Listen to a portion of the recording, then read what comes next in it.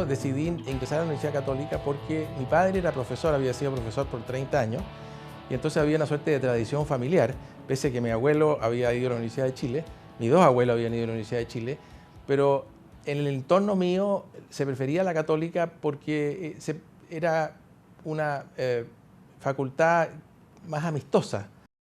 Bueno, tengo los mejores recuerdos. Yo tuve unos compañeros de curso muy inteligentes y muy buenos alumnos, como fue José Luis Sea y Jaime Martínez, que llegó a ser el fiscal del Banco Morgan y después nosotros lo trajimos de ahí, se vino a ser socio de la oficina. Teníamos un ambiente muy simpático, era un curso muy destacado donde han salido alumnos que han tenido posiciones muy relevantes en Chile.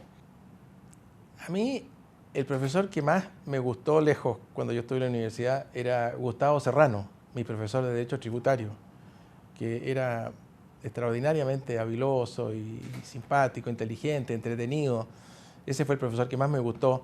También había profesores como Gonzalo Vial, que tenía una visión de Chile y del mundo muy interesante y era muy profundo él.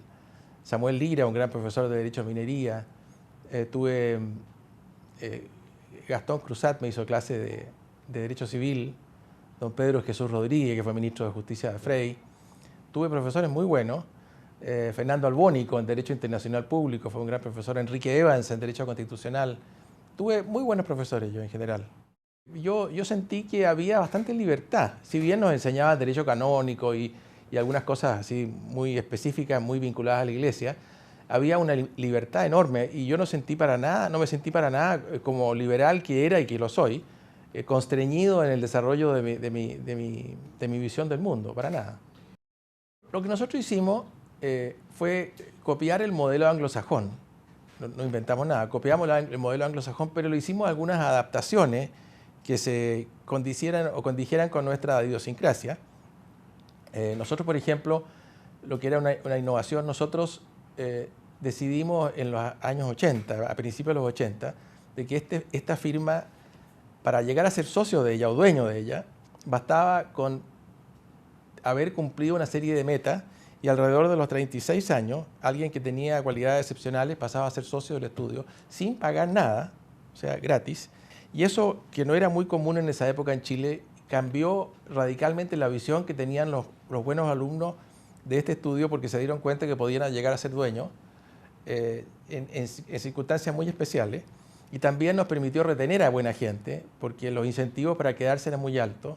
También nosotros innovamos en que gastamos mucho en tecnología y en una administración profesional. Nosotros tecnificamos la administración de este estudio, la profesionalizamos y tenemos ingenieros comerciales y ingenieros civiles, en fin, mucha gente que se dedica a quitarnos a nosotros el trabajo administrativo que va detrás de la profesión, de tal manera que nosotros podamos dedicarnos exclusivamente a la profesión. Así que la profesionalización, la propiedad del estudio, el cuidado de hacer el trabajo bien, cuidar nuestra reputación, la ética, en eso es común a todos los estudios.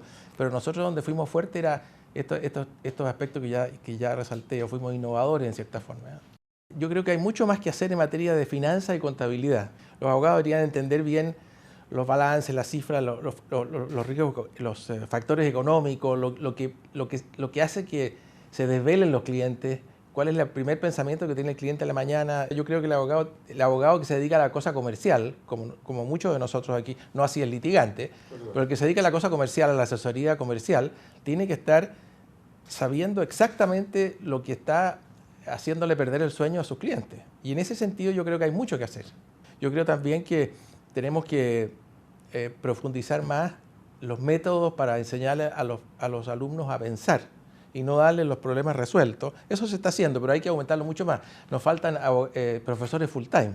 Yo estudié leyes en Estados Unidos y me maravillaba de ver de la calidad de los profesores y cómo llegaban para mí era completamente desconocido en los años 60 llegar a una clase y que el profesor le hablara a uno de un tema y provocara un gran debate y después él no dijera nada y se iba y nos dejaba a todos sin saber qué es lo que él pensaba. Él lo único que nos hacía era hacer pensar. Entonces yo le preguntaba, ¿y usted qué piensa? Entonces me decía, cuando corrija su prueba va a ver.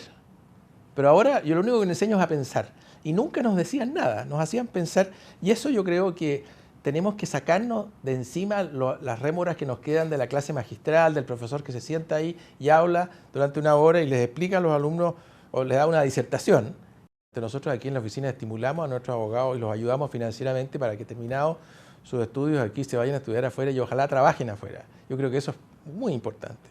El estar expuesto al sistema de excelencia de enseñanza americano de Estados Unidos es realmente un privilegio, porque es de otra dimensión, están en otro mundo. Son muy recomendables, pero siempre que lo hagan en ramos muy enfocados respecto de donde uno tiene un real interés, que no sean así para tener un diplomado más, sino que yo diría que uno tiene que egresar, trabajar, ver qué es lo que le gusta y después elegir algo en ese orden. Luego me voy a Estados Unidos y estudio allá y después vuelvo y después me especializo. O sea, es que los abogados tienen que estar constantemente renovándose. Entonces, estos cursos de especialización son muy importantes.